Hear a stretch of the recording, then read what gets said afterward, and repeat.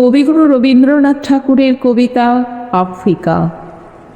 উদ্ভ্রান্ত সেই আদিম যুগে স্রষ্টা যখন নিজের প্রতি অসন্তোষে নতুন সৃষ্টিকে বারবার করছিলেন বিধ্বস্ত, তার সেই অধৈর্যে ঘন ঘন মাথা নাড়ার দিনে রুদ্র সমুদ্রের বাহু প্রাচী ধরিত্রীর বুকের থেকে ছিনিয়ে নিয়ে গেল তোমাকে আফ্রিকা।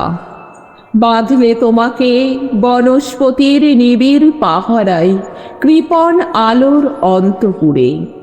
সেখানে নিভৃত অবকাশে তুমি সংগ্রহ করছিলে দুর্গমের রহস্য, চিনছিলে জল স্থল আকাশের দুর্বোধ সংকেত, প্রকৃতির বৃষ্টি অতীত জাদু মন্ত্র জাগাচ্ছিল তোমার চেতনাতীত মনে।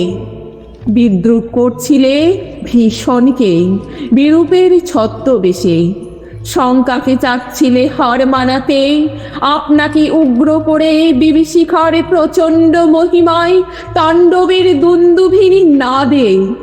হায় ছায়াবৃতা, কাল ঘোমটার নিচে অপরিচিত ছিল তোমার মানব রূপ উপেক্ষার আবিল দৃষ্টিতে।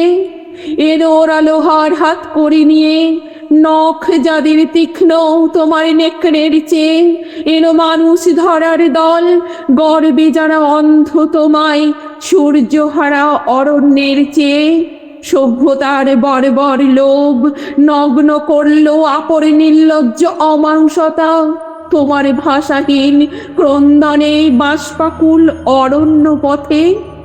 পঙ্কিল হলো ধূলি তোমার রক্তে অশ্রুতে মিশে, দস্যু পায়ের কাটামারা জুতোর তলায় বিভৎস কাদার পিণ্ড চিরচিহ্ন দিয়ে গেল তোমার অপমানিত ইতিহাসে।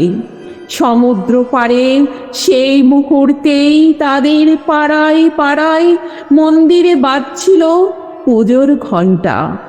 সকালে সন্ধ্যায় দয়াময় দেবতার নামে শিশুরা খেলছিল মায়ের কোলে।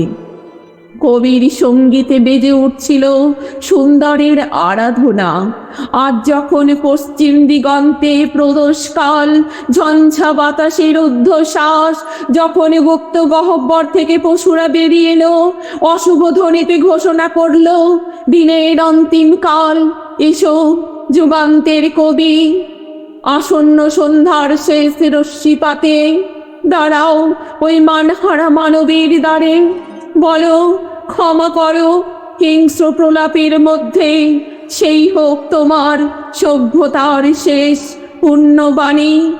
এসো যুগান্তের কবি, আসন্ন সন্ধ্যার শেষ রশ্মিপাতে দাঁড়াও ওই মানহারা মানবীর দ্বারে। বলো ক্ষমা করো হিংস্র প্রলাপের মধ্যে, সেই হোক তোমার সভ্যতার শেষ পুণ্যবাণী। হিংস্র প্রলাপের মধ্যে সেই হোক তোমার সভ্যতার শেষ পুণ্যবাণী।